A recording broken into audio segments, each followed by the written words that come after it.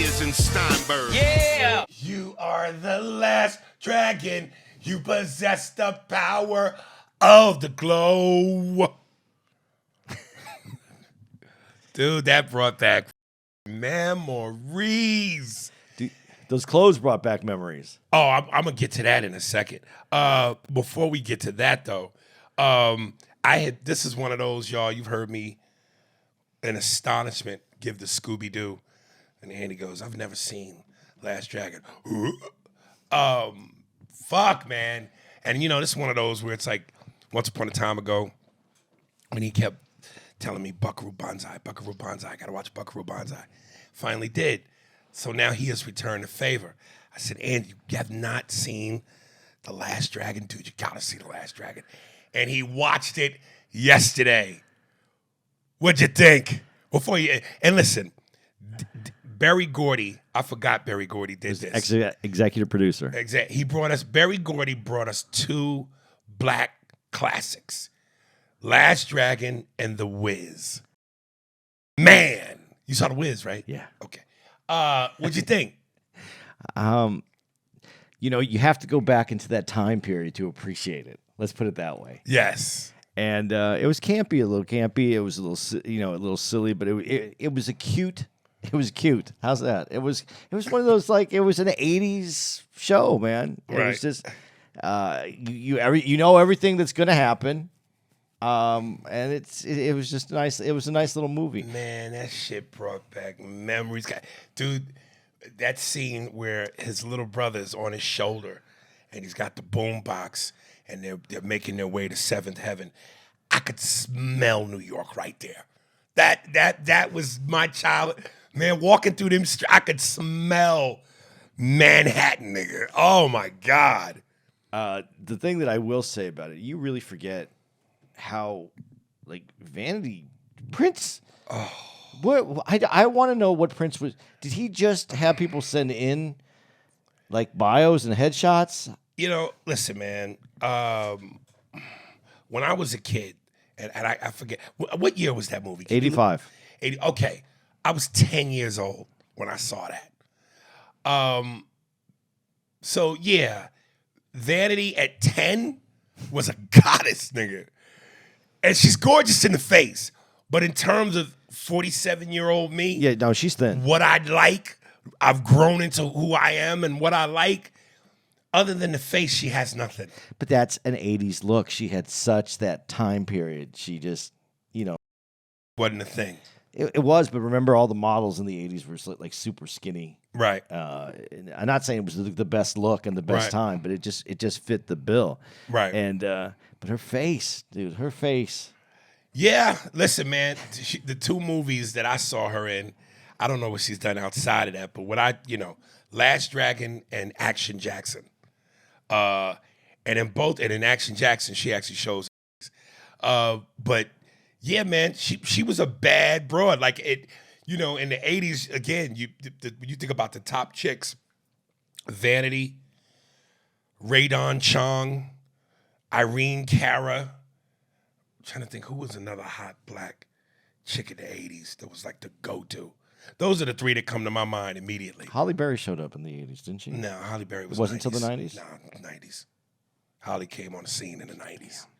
Trust me, my dick is... No, I believe you. Yeah. I don't remember, like, that... Me and my dick notice. As I get older, those all the time, the 80s, the 90s, all that starts... So comes together. It comes together.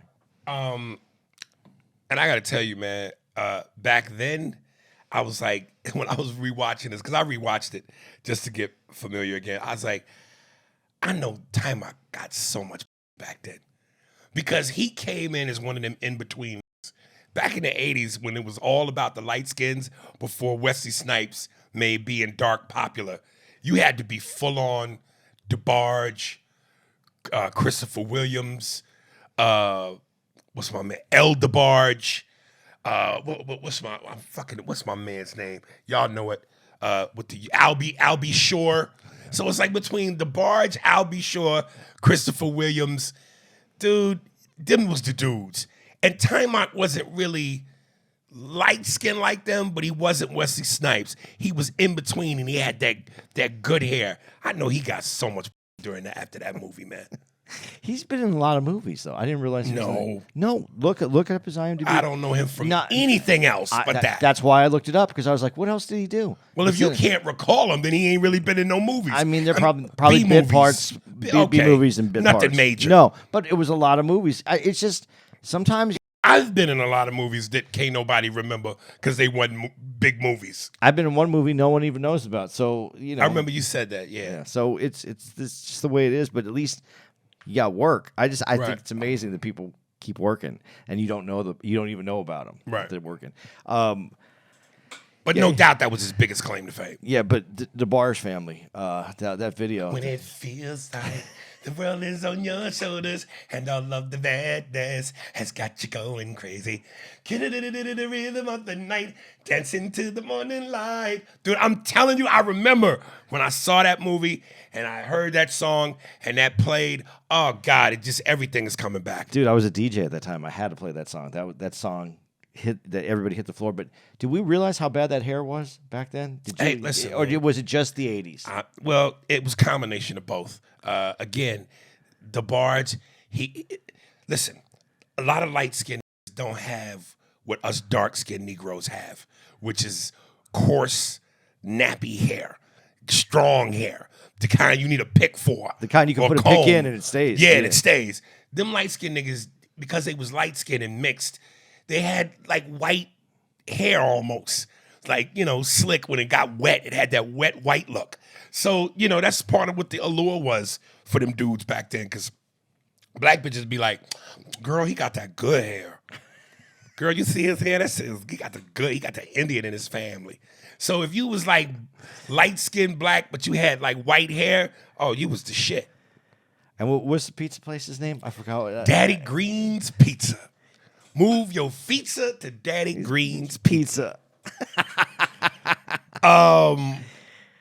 Dude, and I'm watching this movie, and of course, obviously times have changed somewhat, but I'm watching this movie, and the Asian dude, you only one master, you must look inside. I said, dude, as hard as it was for black dudes to get non-stereotypical work, Asians had it. It's like that's all you could play. As an Asian actor, as frustrating as it was for black actors to not be called Switchblade or Cyclone or some shit that white people called you to play Thug number 3. I'm like, Asians, dude, it's got to be horrible. Every audition is, you talk like this. Well, first of all, I thought he was doing an impression of Splinter from the Ninja Turtles. And then, but now this is written by a black dude, right?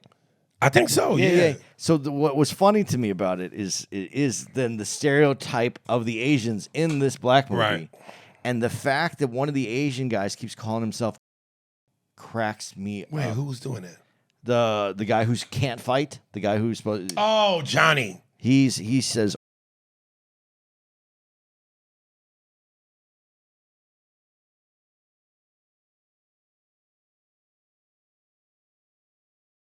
So that doesn't apply. Oh no, not at all. Really? It's a very racist way of describing an Asian. Is that person. within the same vein when I asked the Spanish chick, "What's your Spanish?" and she goes, "Spain," and I go, "But what's your Spanish?" Is saying, or am I off? Yeah, you're off. But okay. I don't know if it's. So when you look at an Asian person, they're not. No, they're from the. I never knew that. Yeah. Like you can have an Oriental chicken salad. You can go to, and even that one's weird. But an Oriental rug, Oriental furniture, items that are that you like that are, you can say Oriental because you don't know what part of the Orient they're from. But a person has a designation, so you can't. That's off. So if I was trying to hook you up with an Asian chick and you asked me. But you didn't know she was Asian, and you asked me. So, dude, I mean, you telling me she's beautiful, big, nice legs. But what is she? And I said, oh, she's. I'd be wrong. Wrong. Wow. Yeah, it should be Asian. You learn something every day. Yeah. I did not fucking. No, know that. It was just funny. It was funny when watching. And then the guys, I did like though how they broke down those Asian dudes and how they were trying to be black. Yeah, them 3 dudes was hilarious. That was funny. They did a good job with that though. Yeah. Um, I mean, a good job in a funny way. I mean, in Right. the stereo that idea way. Not, yeah, I believe that. dude, if they ever did a remake of this movie, Dion Cole is show enough. Yeah, that's what I was saying. I was looking at it. I was like, "Am I going to be like this? Is like I'm an asshole for saying Right, that?" right. But it looks just the Right. the angry face. Yeah, it's, man. Yeah, I've heard a couple people say that. I thought that was so funny. That dude scared the shit out of me when I was a kid. Really? When I saw that movie, that motherfucker was scary to me. I mean, it's so hokey now. Yeah. But at 10 years old, Bruce Leroy catches bullets with his teeth. Nigga, please. That nigga scared the shit out of me, dude. Well, I was 20 when this came out, so Right. even if I would have saw it, which I didn't, Right. it wouldn't have scared me. So to me, it's Right. funny. But his whole character, and then the shoulder, the like football shoulder I pads. just, as I rewatched it, realized that. I said, this nigga got on football shoulder pads. And again, as a kid, and this is me, again, non-athletic. I didn't even get into basketball until I found out about Michael Jordan, late 80s. Matter of fact, to be honest, more like 91 is when I fell in love with Jordan and knew about Jordan. So anything sports before 91, I had no clue. So the football pad shoulder thing, I didn't even realize that's what that was. But I looked at it now and I went, this nigga got on football. Why? Why does he have on football shoulder pads? to scare 10-year-old kids. Oh, that look.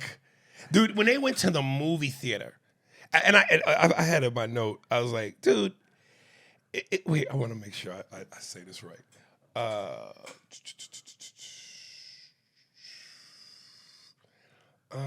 Okay, it's more or less, okay, yeah. I said, in what world does any of this feel remotely real? Like, I know it's a movie, but I'm just going through the scene in the movie theater. The two dudes, like, it just, how chaotic it was. Show enough coming in with his crew, dressed like that. The dude that got up out of his seat to stomp on the radio to mimic what Bruce Lee did in the movie.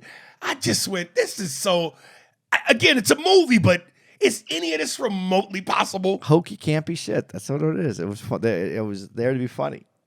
Yeah, and I'm putting myself in that 80s time period to watch Right. this. So yeah, it was funny. I got it. I was in on it. 80s wardrobe was horrific. Dude, Oh, we thought we so looked good too, man. Those horrific. bright colors. Dude, when the two dudes in the balcony said, shut up, and sure enough said, come down here and make me. When them two niggas stood up, the one dude had on a pink, and both was fat pigs, but this nigga had on a pink tank top where muffin belly, just, and it was tight and pink and couldn't have looked gayer. And they was both tough guys. Well, everybody, I'll give you two names. I don't know if they'll resonate, but Z Cavarici, The 80s, jeans? the pants and the jeans were kind of like those in Okay. all colors. And Gerbeau was a big. What was Gerbeau? Gerbeau was also big pants. I think they were France, and then Guess jeans at that Oh, I time. definitely remember Guess. with the leather inserts on everything that they could put it on. That was the 80s to me. I'm getting Z Cavarici. Are those because I know it was really popular, especially amongst the muscle-bound guys, tough guys, weightlifters, the wrestling pants. Yeah, the Is that weightlifter, Z wrestler. Cavaricci's? No, but they had a similar look to it. I mean, they had that not in the waist, but in the bagginess and the Okay. colors. Did you ever remember a place called Merry Go Round? No, in That the was mall? in the mall. That was the place where No. they sold all that, or Chess King. Those were like I remember Chess King. yeah, those were the spots for these big clothes. But I knew a lot. Like I went to the U of A in the Right. 80s, so I was around a lot of these. A lot of like Middle Eastern dudes were coming Right. out to go to school at the U of A, and they had all that shit, but in Right. all the colors and in leather. Yes. Everything And it was leather. There was a mixture of often leather and denim. Yes. That combination. Yeah. Dude, it wasn't just that the clothes with the big shoulder pads, like you said, the Z Cavariccis, the denim leather combination. It wasn't just the clothes themselves. We didn't match things well. Like the white boy in the pizza shop who's part of their crew. This nigga had on, this dude had on a mustard yellow shirt, a black jacket, and an Indiana Jones hat. Yeah, that sounds right though for 80s. Jesus Christ. You had to have that color though. It had to have color. Color, but that hat. Like what? That hat, you got on an Indiana Jones hat with a mustard yellow shirt. Who put that? In what world did you think that combination was great? But in the 80s, It was great that was great. because you went by also what was popular. It was Okay. popular, and you had to have the color. It had to have Right. that was it, man. It was such a weird time, and you don't know that it's weird. But if you ever watch old episodes of now I'm gonna forget the name of it, but Give me Don Johnson and Miami Vice. dude, watch those clothes in there. You know, yes, but I will say, you probably will disagree with me. Okay, Tubbs. Yeah, What was his real? Philip Michael Thomas. yeah, He just wore suits. Yeah. Great suits. Armani. I don't know if they were Armani, but they probably were. great suits. That holds up at any time period. Yeah, Now, Don Johnson's look was iconic because we had never seen that. The dress coat with the sleeves pulled up, a T-shirt underneath. Does that look hold up today? No. Or does that okay? not in those suits. Not in the way he did it. You can't roll up the sleeves. I mean, it just people Yeah, wear. that's very 80s. But people wear like a T-shirt and a jacket. a jacket. That I mean, that still holds. But up then today. what also made the outfit pop was he wore a white jacket with white shoes. And no socks. Yep. So I think between the sleeves rolled up and the white shoes, that screams 80s. Yeah. But Philip Michael Thomas just wore badass suits and Well, ties. but he also had shoulder pads in the 80s. All the suits had the bigger shoulder pads. Yes. And so it was about excessive amount. Everything you put extra on it, the big shoulder pads, Right. the extra colors, whatever you were going to do. Now, you could say all you want about Philip Michael Thomas, but his hair. Oh, he was another. Listen, you know how many aunties' pussies got wet? How many moms and aunties' pussies got wet because of him? Look at him. But dude, again, it's a mix. Because if you're straight negros, your hair is coarse. It's nappy. It's brittle. Philip had that combable shit. That wet combable shit. And it would get curly. That sun hit it with the wetness so it would shine. And then he had on the suit. He was one of them, man, in between. There's a episode of Miami Vice where Phil Collins is like the drug dealer on it. Right. And it is one of the hokiest fucking ones. I still remember it. I haven't seen it again. I just Right. remember it. And if you look at the clothes and everything, it sums it up for me. So Dude, let me tell you something. As 80s as that was, you couldn't want to be on a cooler show. Miami Vice. oh yeah, no, it was the coolest show. Guns, drugs, women, fast cars, Miami. What a fucking show. That's like, dude, the show I wish I could have been on, and it's one of my fantasies. Again, I always say to shoot in the heart of New York City. New York Undercover. Again, it's almost like for an adult, how you was a kid and you would tie a towel to your neck and jump off furniture like you was a superhero. For an adult, that's a fantasy. To play a cop, shoot guns, kill people, chases, beat them up, cops and robbers, but in New York. I said, dude, of course I was a kid when Miami Vice was on, but as I got older and New York Undercover was on in the 90s, I was like, man, what a fucking show to be on. Oh God. You were on CSI though, weren't you? I did a guest spot on CSI, the show, but, again, if it had become successful and ran, South of Sunset had the makings of being that kind of show. But Yeah, But yeah, CSI Miami with David Caruso. Did they ever release South of Sunset of the other episodes? Is it No. on DVD or anything? No. Oh, that's funny. God. Dude, did you notice, I don't know if you noticed this, I know you noticed this one because this one was big enough for you to notice. William H. Macy. Yes. Is in Oh my this. god. Oh my god. It's Humble beginnings. Yeah. Macy's in there. Who else did I put? Oh, the one that I thought was the best one was I'll let you do the Cosby impression. Well, give me a clue. What you mean? The youngest one. Oh, Keisha Knight Pulliam. Yeah. Rudy. There's one in there I know you missed. Is that all you spotted? Yeah, I think so. Who else is in it? Dude, the driver that kidnaps Vanity from Seventh Heaven when she gets out the first time Timok saves her. You didn't notice who the driver was? Chaz Palminteri. Oh, you know what? I even saw it, that he's in it. Yeah. I didn't even notice that was him. When I rewatched this, I said, wait a minute. That's Chaz Palminteri. I didn't even notice it. Yeah.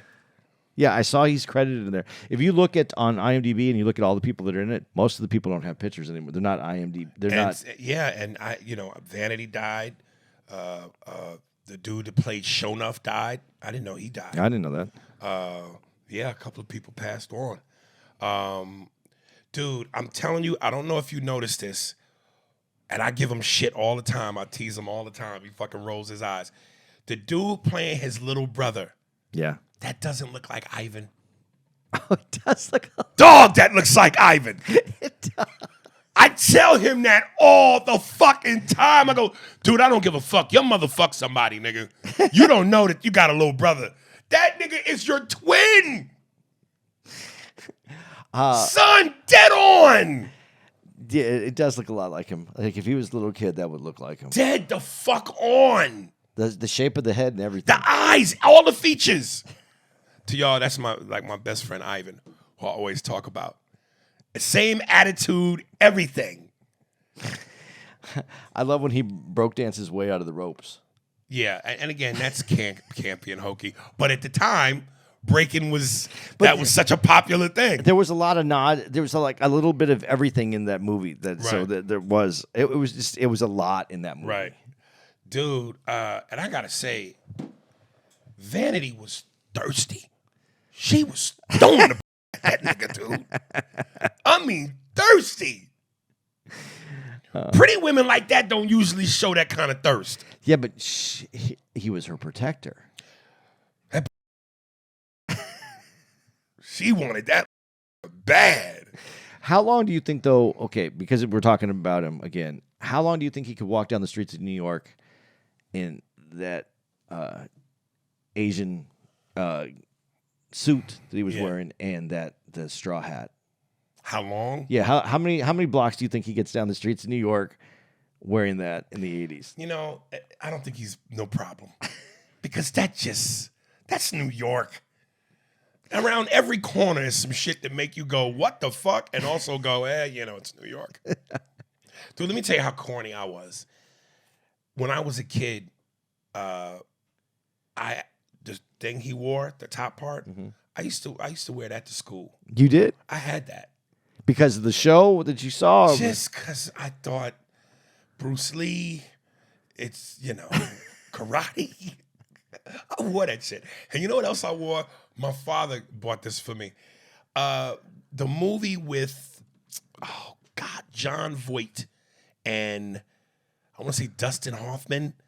The brown cowboy jacket with the strings. I like this shit, though. Hanging. I wore that. That was so 70s. Dennis Hopper wore it in... But for a 10-year-old in school, you are begging to be made fun of. It was very 70s, actually. Right. Why at 10 years old am I wearing a jacket from the 70s? I don't know. You know what? I'll tell you what I did. It's embarrassing. I was a big Duran Duran fan. Right. So I used to like to put the scarf on over my shirt. No. Yeah. And just have the scarf with your shirt? Yes. Oh, you cheesy fuck. Yeah. Oh, God. Yeah, I was a fan. Boy, the shit you do in your adolescence to look cool, and you just look so stupid. But there's this video. Their first album, Girls on Film, and the video is where they're all coming out on the catwalk, and these women are like all topless, and these guys, and I don't know, they were like in the 80s. Their videos, like Rio, when they're on the water and they're all wearing those 80s suits and all those colors, and all the women, they just Yeah, you wear a scarf. I can't look like you. I can't play music like you. I got a scarf though. Right. I can get a scarf on. So, and then I think my final note for this, dude, again, keep in mind, I'm 10 years old. Now it doesn't hold up. But when the red glow versus the gold glow, Yeah. dude, when he did I was already scared of this motherfucker. And then when he did the red glow, I was terrified. Were you watching it like this? Oh, no, I watched it, but I was just like, oh my God. And then when Time Out goes, who's the one and only master? I am. And he caught the fist, and he had the gold glow, and then he did the fucking Bruce Lee thing with the arms and the effect. You couldn't tell me that wasn't the greatest movie of all time. You couldn't. Every time he hit Sho'nuff, sparks came out. I said, this is the greatest movie of all time. Yeah, you know, I could see a little kid going, "That's the greatest." That's what Star Wars was for a lot of kids. You know, Right. the same Star thing. Wars didn't do that for me like that. But that's what Star Wars was. The colors, Right. and then and then who's the great. Here's I got a couple things. Were they making fun of Cyndi Lauper a little bit in the? I don't know, but I could see that. You know what I'm talking about? Yeah, With that ditzy broad. yeah, Yeah. And she's that's and then did you pick up on what's the fortune cookie note? He who is colorblind must never follow a horse of another color. I have no idea what that could mean. I was going to look it up before we started the podcast, and I didn't. I didn't know Right. you knew what it was. So, but this dude, the reason he couldn't find the Masters, he didn't go to. What he should have done is he should have went to Staten Island. See, he was looking in New York Right. for the Master. Right. If he would have went to Staten Island, he could have went But didn't Shaolin style. Didn't the master say Yeah, it said New York, but some dumb guy? yeah, but Wu-Tang was in Staten Island, just waiting Yeah. for him to come out there. If they would have went, if he would have went there, he could have been Shaolin style. He fucked up. Right. That's that's the big hole in the movie for me. Dude, let me tell you something. And this is, when you're coming up as a kid / teenager, you're very fickle with your commitments. Because I've said I changed my mind. At first, I was like, yo, Last Dragon, greatest movie I ever saw. Then I saw Action Jackson, greatest movie I ever saw. This nigga flipped over a cab. You know what I mean? He did a front flip over an oncoming cab. And there was so many moments, hotter, hottest. We talked about this. But I just thought that was the coolest movie. Then I saw Kickboxer. And I saw that with my friends. And all of us went to the movies, all 7 of us. And dude was kicking the thing with the tree with his shin. Greatest movie I ever saw. So they all changed as I got older. But yeah, all 3 are super Greatest cheesy. kids black movie though, to you. Of all Greatest time. kids black movie? No, I don't want to say kids. Let's say youthful black movie. Because I know mine. Tell me yours. House Party. I'll say Beach Street. Beach Street, really? Yeah. Okay. Man, Ramon, nigga. Oh, Beach Street. House Party didn't do it for you though? I liked House Party, but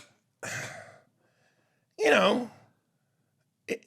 liked House Party, but it didn't. It didn't do that. Nah. You didn't like that there's 30-year-olds playing high school kids? Oh, Full Force with what you call that shit? What they call that shit? Rednecks have mullets with them had Jerry curl mullets. Yeah. Yeah, it was ridiculous. I just thought, but I still love that. I'll watch that when it comes on, and when it's on TV, I'll watch Yeah. it. And I have it. I wore out a VHS of it. Really? I loved that movie, man. I just thought it was. They were just funny. They were funny, and they put it together right. It was funny, but I was into wanting to be cool. Okay. And shit like Beach Street was just cool. Yeah, and I could see that because of the age you were when it Right. came out. Yeah. Yeah. Okay. Here we go. We're gonna jump in. Oh boy. John Wick 4. Give me what'd you think?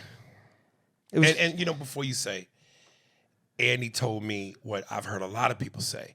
This is the best one. I didn't say it was the best one. I was told. No, it was told it was the the best one.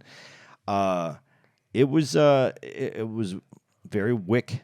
It was a Wick movie. It was extremely Wick. Dude, I feel like, honestly, if you've seen one of these, you've seen them all. They're all the same. It's just an abundance of man food overload. And listen, I'm breaking man code right here because I think this is because I'm getting older. When you start asking questions in an action movie or questioning sense and logic, it's like you're getting old. Because I'm just like, really? It just, some of this shit, really? Well, I have to. The first major action sequence that takes place in the Asian hotel with the arrows, the dudes and the arrows and the metal protection. Once upon a time ago, it felt like an action scene lasted 5 minutes, maybe a couple minutes, whatever. This thing felt like 15 minutes. And at one point, I'm going, yo, Keanu not tired? This nigga is He is running, tired. He is flipping, tired. You can see him. rolling, but are you not? He didn't run out of gas.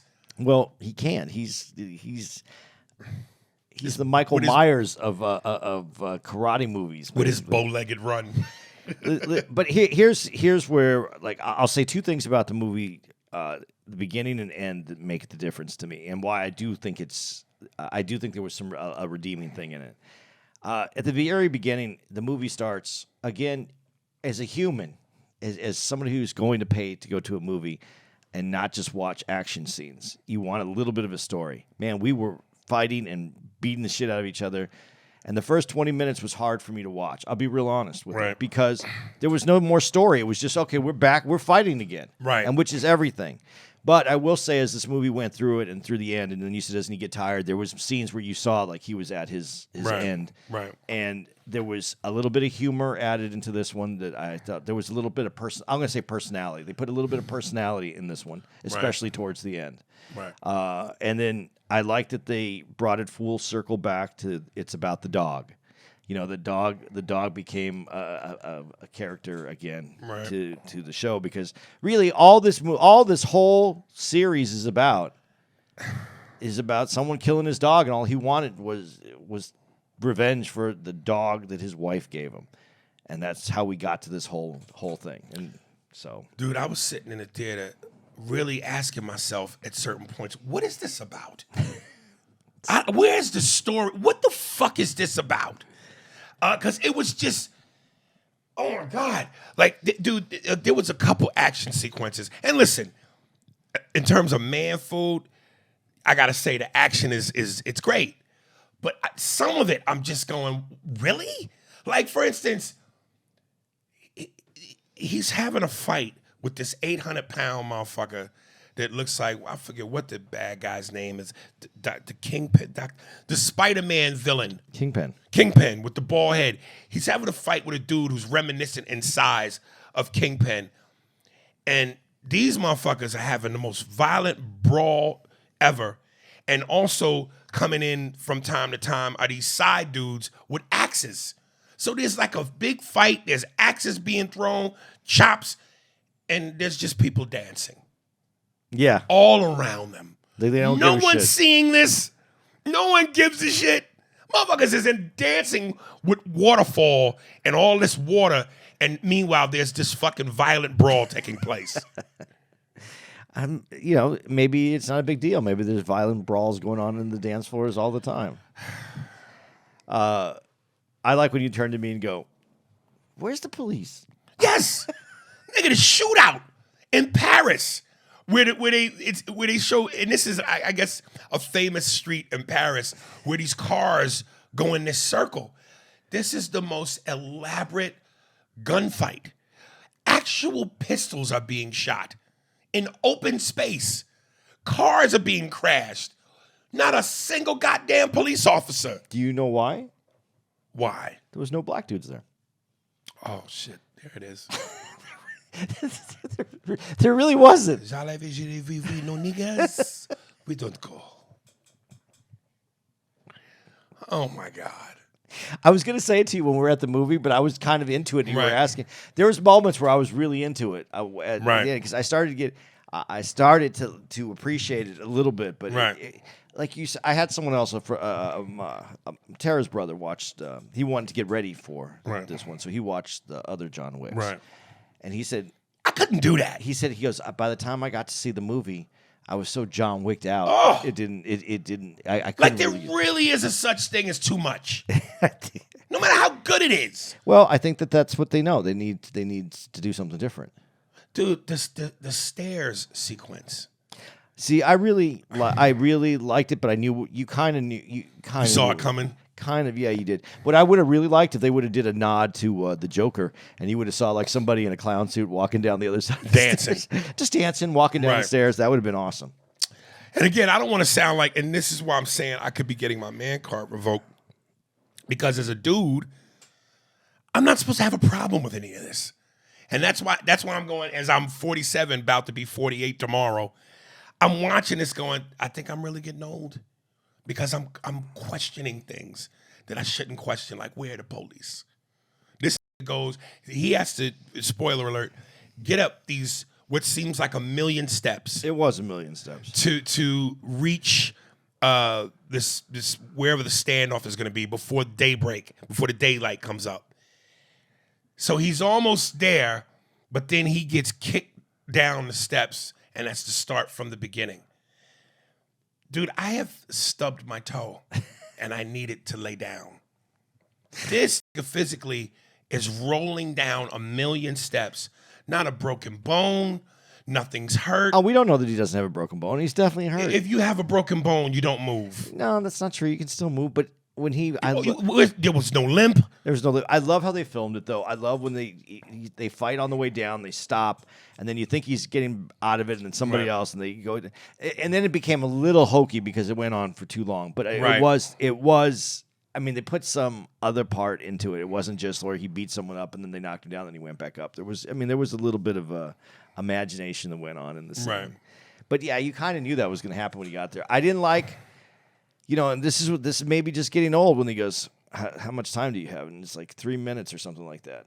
And clearly it's more than 3 minutes. To get up there. Well, Right. yeah, because it took him 20 minutes just to get there. Right. So, Right. and he's still going to have to fight again. So, I mean, yes, you want some continuity. You want something. I think this is where we start to lose the emotion for it is when, okay, it just can't, give me a little realism in it. Right. A little bit. Right. Just a little bit. Maybe just so you can pull me back in that this is a real Right. human. Right. But I like the movie. I like the corny little jokes that they put in it. Yeah, the jokes didn't bother me because, we know that that's not the meat and potatoes of why we're here.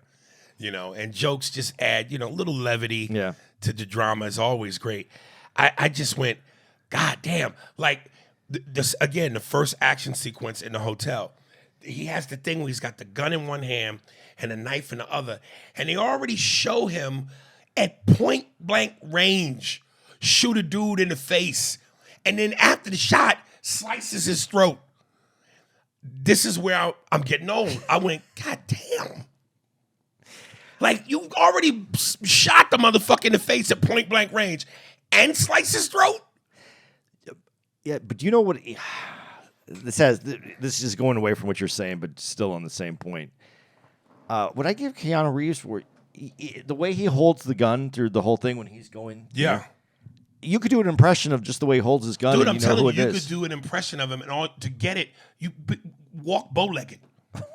Keanu's Walk got ball and hold the gun like yeah, this. he's got like a bow-legged waddle. It's unique to him. Only he. Right.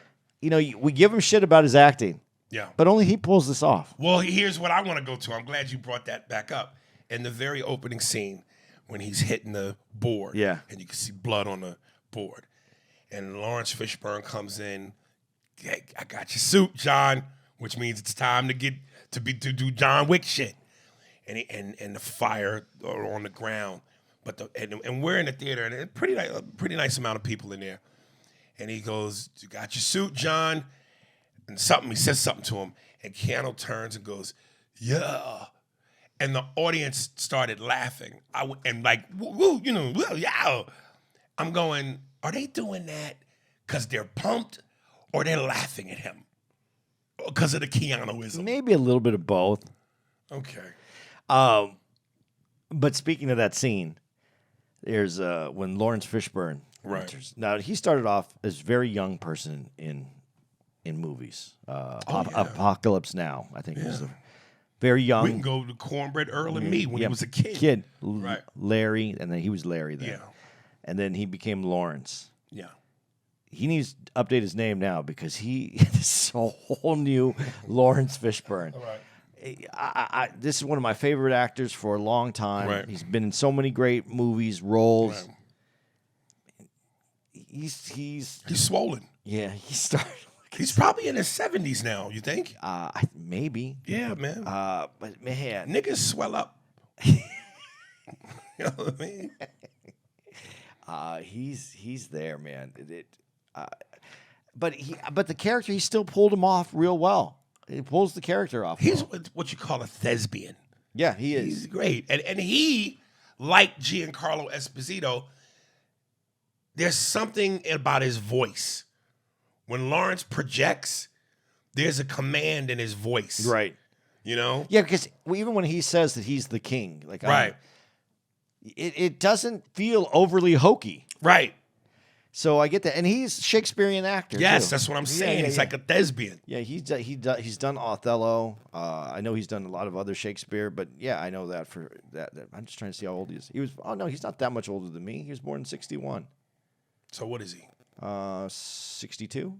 Okay, yeah, you swell up at 62. It's a 60s. You enter Yeah. swole. You swole, yeah. Dude, at one point I was hoping you would go to the bathroom, and when you came back, you'd be like, "What did I miss?" Just a couple of woes and yas.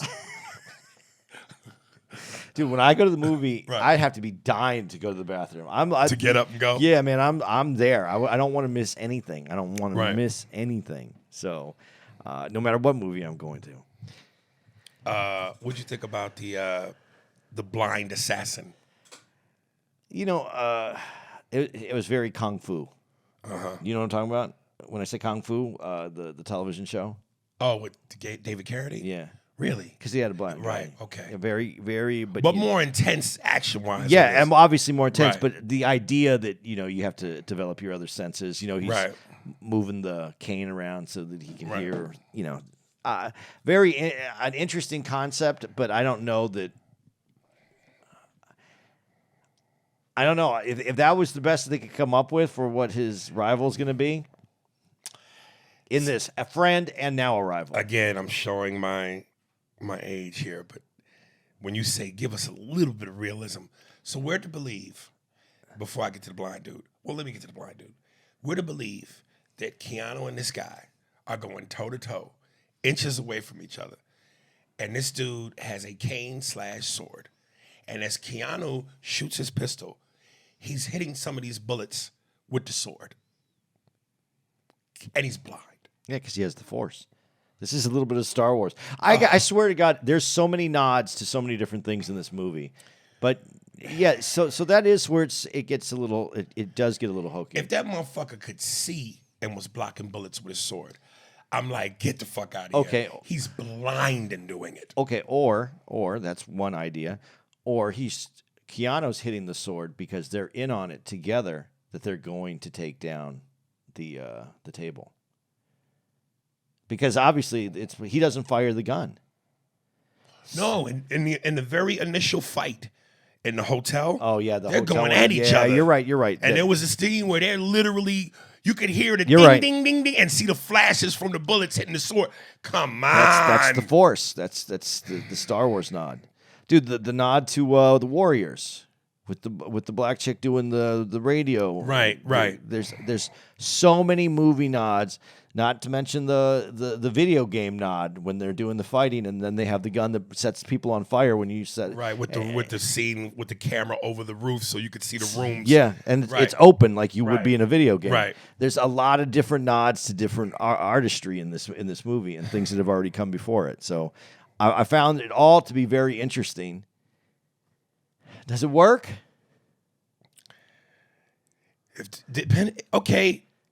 If you're going in there with the intent to go, I'm going for this wild ride of macho-ness, then yeah, it works.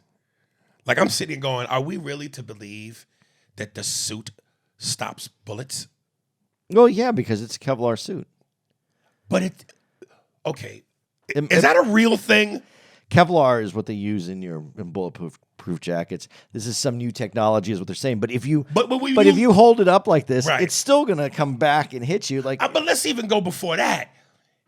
I'm thinking, I don't know what Kevlar is, but I know that when you look at guys who wear bulletproof vests, you could see it's it's bulky, bulky. Because they also have plates in it called made out of ceramic. There's ceramic plates in it. Keanu's suit looks like a real suit. Yeah, a thin, real suit. They gave us to that early in the series that right. they made up the suit. But I do like when he takes off the jacket and all the bullets start flying out of the jacket. When they're taking them off, right? And you hear the bullets hitting the ground, so you understand that it absorbed the bullets. Yeah. Okay. So I mean, I guess they try to make it. They try to give it some. Right. But I'll tell you. I'll tell you the part that disappoints me in this movie. Yeah. In all the movies, when they put out the bounty, and then you see it's go time, right. And then you see all these everywhere they walk, you find the out whole world is in on it.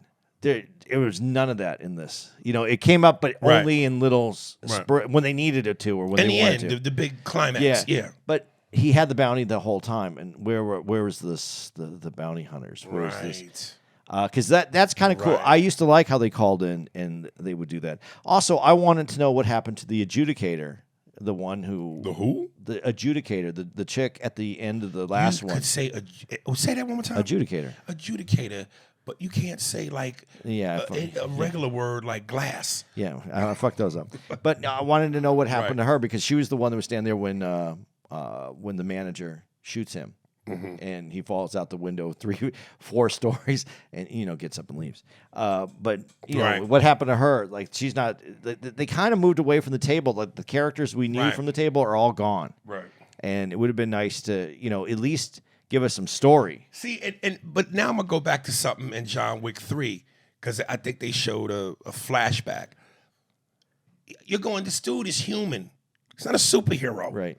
But yet in John Wick 3, remember he falls out the window, slides down the awning, he goes from the awning to hitting a metal, what do you call them things? Fire escape. Yeah. Bow! And then hits the concrete. Right. Nothing. Well, no, he lays there, but then they go to look out the window and he's gone. Yeah. Yeah. So no injuries. No, he knows how to fall. Okay. You took a stuntman course. Okay. I know what you're saying, but you're human. Yeah. If you're doing that kind of shit, you're going past believability. If you're a human being. Well, no one yelled at Michael Myers for getting up. I mean, you allow evil to get up and walk away, but you're not allowing like somebody who wants revenge, wants to exact their revenge to get up and walk away. Okay. There's rules to this, I guess. Right. There really is. We do have rules in movies on how scary movies work, how action movies. We do have rules that we have accepted, and we have, this does break a lot of those rules. Right. I know that. See, I asked myself this question in the beginning, in the big opening fight scene or action scene, but then I guess I kind of found the answer. I was like, if you take John Wick's guns away, is he really a badass? Yeah, he's still. But they show him he can fight. Yeah, he can fight. Because I'm like, Jason Bourne without a weapon would whoop your ass. But I'm like, Keanu's all guns and knives. Not that Bruce Lee would do a movie where he's using guns, but what do you think a Bruce Lee movie? Let's say like that he was there's someone that had a Bruce Lee kind of deal right now. Right. Does he make this movie? Could he make a movie like this, or is this really John Wick? Is this really a Keanu Reeves pushed movie, or could someone, if you had someone that's really a real martial artist, right? Do you think it would be better? Because remember in those Bruce Lee movies, he would go wah, and he would fly in the air and do 100 flips, and then he would land on the other side of the person. So they did weird things in theirs too. Yeah, but they never strayed away too far. You know what I mean? Yeah. Like it ain't like what's that one fucking movie? Oh, that Asian movie where motherfuckers literally jump and fight in the sky for 10 minutes and then come down and back to the ground. I forget what the name of that movie was. They even made a video game on it, and I bought it. God, I wish I could remember the name of that movie. Is that Street Fighter? No. But yeah, I mean, again, they showed where John Wick could fight. So yeah, he can fight, but I'm just feeling like it's all guns and knife play. Bruce Lee, as bad as a martial artist as he was, he could do a whole movie and just be kicking motherfuckers' asses based on that skill set. Yeah, but he did things where they'd fly through the air and then they would come in. But they were jumping through the air, I should say. Yeah, jumping, but it wasn't. He did have some fly things where they made it sound like a bird's flying off a roof or something, and then you would see him do those flips. That. Yeah, I don't recall. yeah. Yeah, I gotta look that up. I think you're wrong on that one. I'm not wrong. Hidden Dragon, Crouching something, Hidden Dragon, Crouching Tiger, Hidden Dragon. Hidden Dragon. Yeah. I do have that one. Yeah, that was the first one. Yeah, that would just jump up in the air for 10 minutes. They fighting in the midair. They were trying to learn how to use that new digital technology, and they were making that was supposed to be one of the best movies, and you should only watch it on a DVD player because yeah. So I remember when that came out. And I got to be honest with you, man. Again, we said that people were saying this fourth one is the best one. I like the first one. I still think I like the first one. Is the best one because it has and this is where really what it is to me. It has story. Yes. You know what the story is and why it's happening. The other two before the two before we get to this fourth one really don't have. Well, there's a little bit of story, but 2, 3, and 4 all feel the same to me.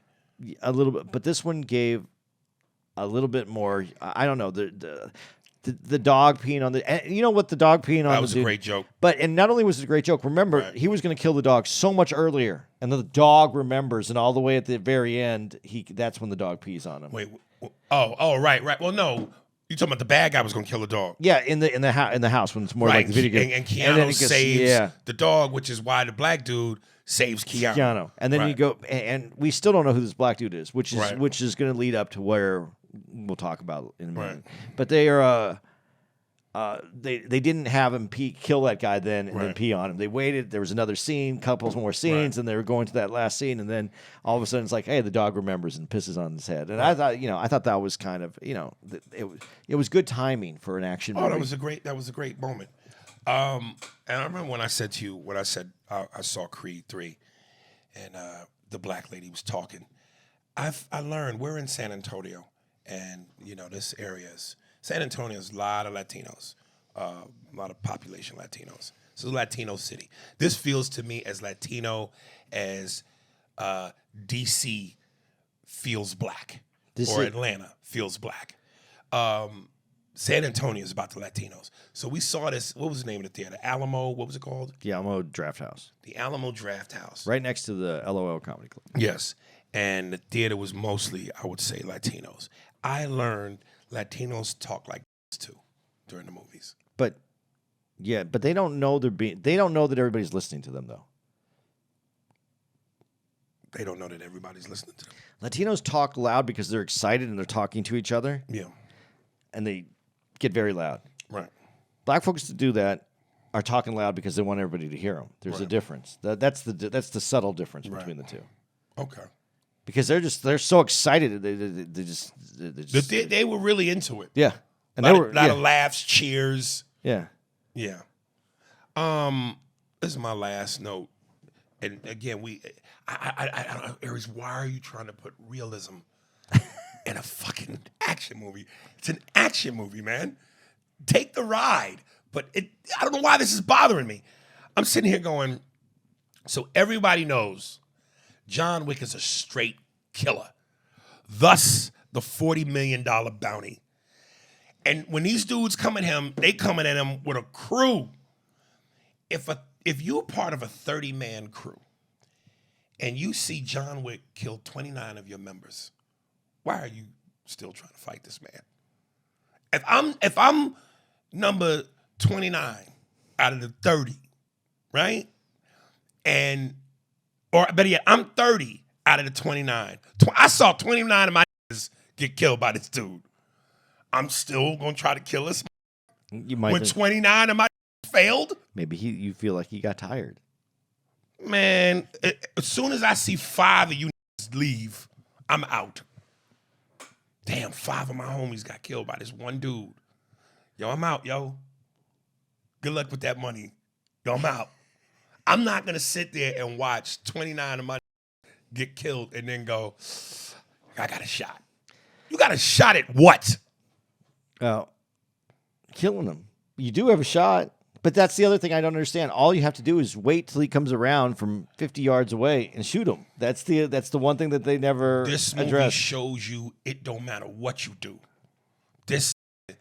He's the Michael Myers of a karate movie. Dude, the scene, and listen, again, in terms of stylized, in terms of cool, I get what it's supposed to be. But the fucking, him in the car with the missing driver's side door, Yeah. going in circles with the enemies in the middle of the circle, and he is doing a circular drive-by and shoots each and every one of these motherfuckers. While going in a circle with one pistol. And driving. One pistol in a circle, missing door, bop, bop, bop, and takes them all out. And sometimes going the wrong way. There you go. Here's something that's interesting. I don't know if I don't think you caught this. I don't think anybody caught this. I don't know if this was intended, but let me ask you this question. What was his final bounty? $40 million. And so to take him out, it was $40 million. Right. This same amount of money that At one point, it was 26. Okay, but yeah, you're right. It went up and it kept going up, right? Right. That's the same amount of money that Netflix gave Chris Rock to take out Will Smith. Wow. It kept going up, Right. and then $40 million is the amount This was the amount. that it took to take him out. What do you think about the spin-offs and the remakes that they're talking about? Because at the end they lead up to Dude, it. I'm being honest with you, man. About 20 minutes into this movie, I wanted it to be over. I felt that 20 minutes into the movie, I wasn't feeling it, and then I don't know what happened. There was a little bit of detail or story that got me to go, okay, it's not just going to be about the killing, and then I was back into it again. But it really did. It took a minute for me to get there again. Like, dude, listen, I'm not a big fan, and again, as much as I love me some Denzel, of the 2 Equalizer movies, the second one didn't do it for me the way the first one did. But that, to me, is the perfect combination of action and story. Like, the action in Equalizer was great, but there's a nice meaty amount of story to where the 2 blend together where you got me for the whole movie. I don't want it to end. This John Wick shit, there was several times I even leaned over to you and went, what is this about? I'm just going, I can't track what this story is. This feels to me all this is about is action.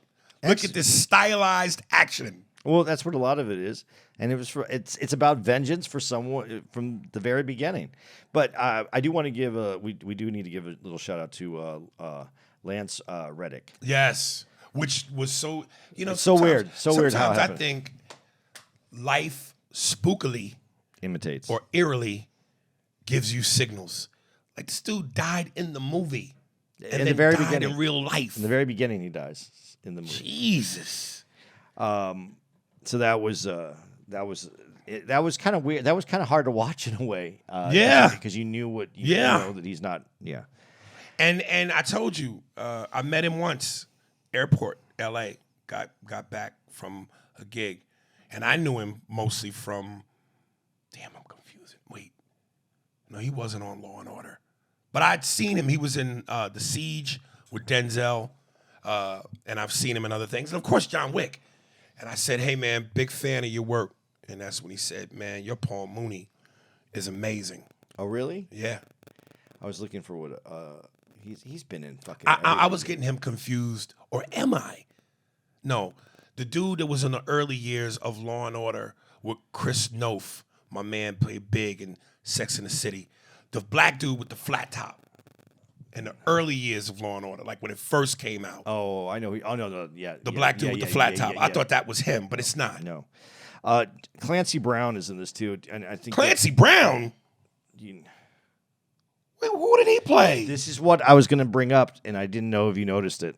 And I didn't like him in this character because I didn't know it was him until towards the middle. I recognized him, but I didn't know where until I saw I him. didn't recognize him at all. He's the guy who is like the referee for the table.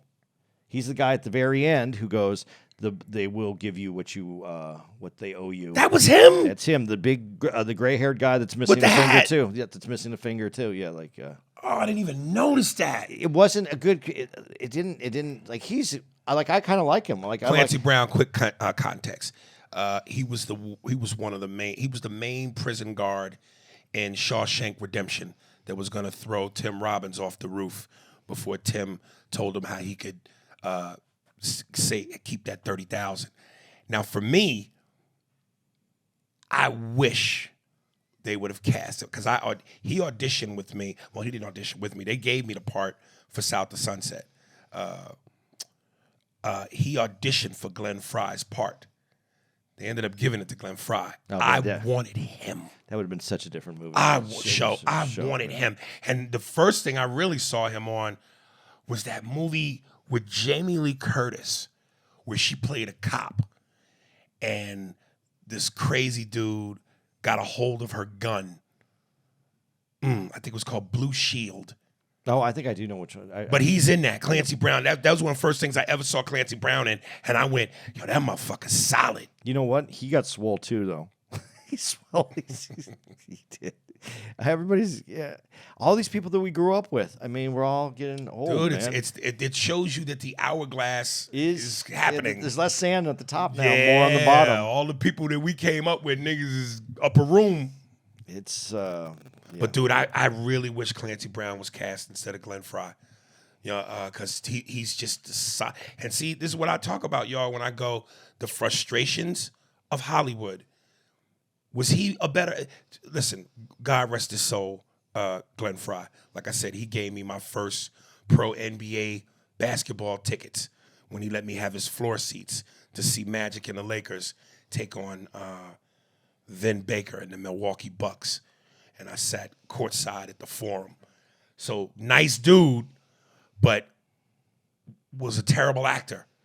But they cast him because he was Glenn Fry as opposed to Clancy Brown, a motherfucker who should have got the job because he had the goods. But that's show business. well, that's any business. Yeah, but damn it.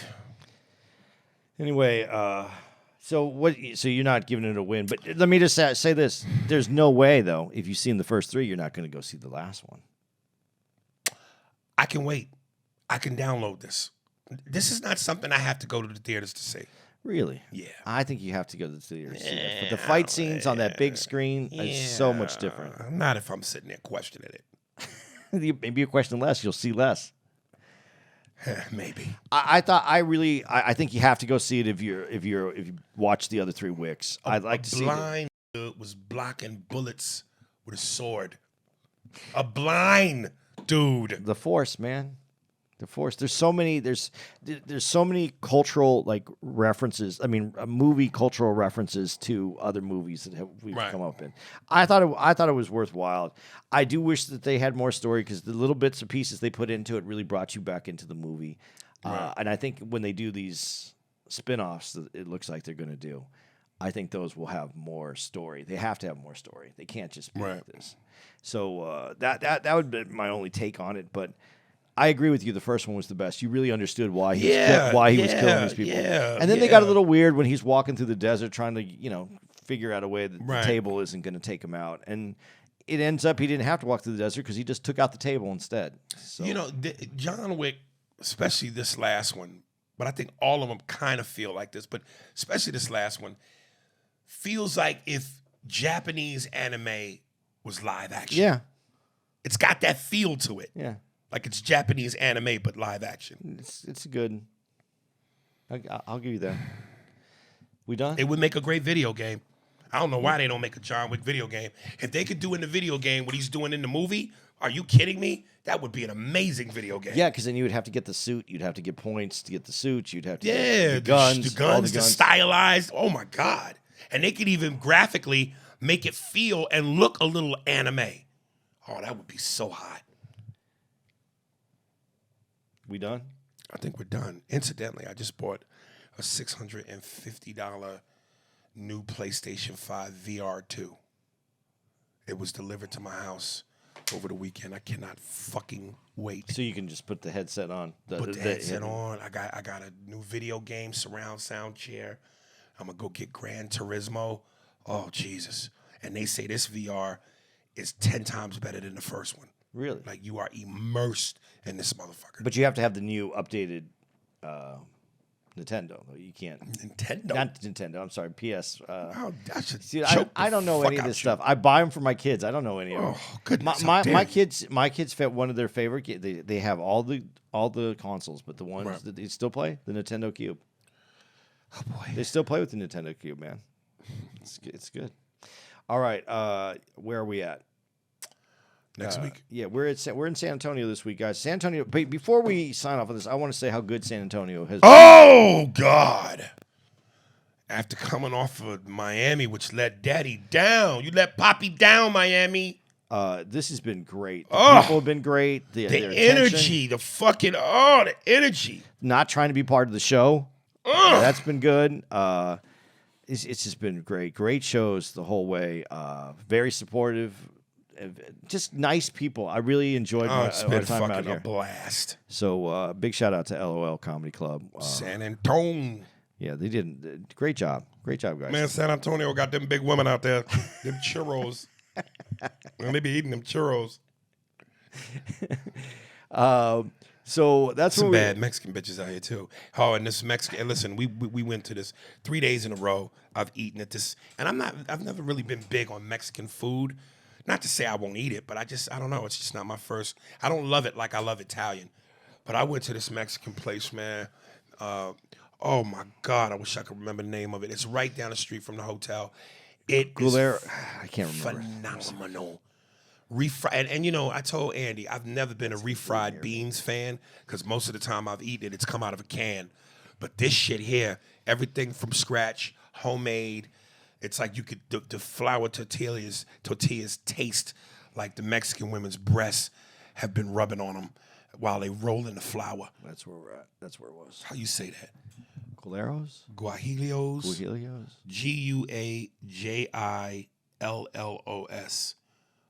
Guajillos. Guajillos. Yeah, Guajillos. Yeah, whatever, man. It's the refried beans, the fucking rice. It's good. I'm going to take you to Phoenix, and I'm going to take you to some place. I'm going to take you to a place that's Tex-Mex. This is Tex-Mex style, and I'm going to take you to Frank and Lupe's in Scottsdale, which I can't is a wait lot to like go. this. But then I'm going to take you to some Sonoran Mexican restaurants, and you can check that out. I had a steak with just steak and cheese. Guajillos. That's what a steak and cheese. Had to get my with some. You put the fucking brain in salsa on it with the onions, cilantro, and squeeze the lime. The flavor that pops with that fucking steak and lime and salsa. Oh God, man. Oh. Chilaquiles in Arizona are better. Yeah. Yeah, they're not bad. I'm not saying anything was bad about it. I'm just saying maybe I just like Sonoran style a little bit better than the Tex-Mex style. But Frank and Lupe's, I'm gonna take you there. You'll see the similarity between this place and that. But Frank and Lupe's is by far one of the. It's a great restaurant out there. All right, so where we're at. If you want to email into the podcast, AriSpears45 at Hotmail. Any new listeners, welcome. Yeah. All right, so guys, you're listening to this at the where are we on Wednesday, the 5th and 6th of April? But that weekend, 6th through the 8th, we're going to be at the Funny Bone in Columbus, Ohio, and then April 27th through the 30th, we're going to be at the Improv in Arlington, Texas. We're back in Texas, Aries. May 5th through the 7th, we're going to be at the Cleveland Improv, and Aries had to get up, so he's not here, so he's just a bit outside. May 25th through the 28th, Helium. We're going to be at the Portland, Oregon Helium, May 25th through the 28th. June 1st through the 3rd, we're going to be at Cobb's in San Francisco. And San Francisco. June 9th through the 11th, we're going to be at the Pittsburgh Improv. And that's it, guys. That's where we're at. I think that's where Bridge Burtwater is from. Pittsburgh. You don't even know your own character. What Burt Bridgewater. It's been a minute. It's been a fucking minute. I think we have now Traded places. No, it's not about trading places. We've been When you together. think of love, go ahead. We've been together doing this shit for so long that we just fix the other person's fuck Mistakes. Yeah. Burt Bridgewater. What did I say? Bridge Burtwater. or something. I don't know. I said Bridge Burtwater. It's Burt Bridgewater. I'm from Pittsburgh, Steel Town. That's what a real man does. All right, I don't have nothing. Guys, see you next week. Spears and Steinberg. Thanks for listening to the Spears and Steinberg podcast. If you'd like to know who's responsible for this shit, it was hosted by Ari Spears and Andy Steinberg, produced by Steve Merrick and Anthony Holmes, executive producer, Big Papa, Robert Kelly, and Matt Kleinschmidt for the Laugh Button podcast. For more information on where to find us on the internet, visit SpearsburgPod.com.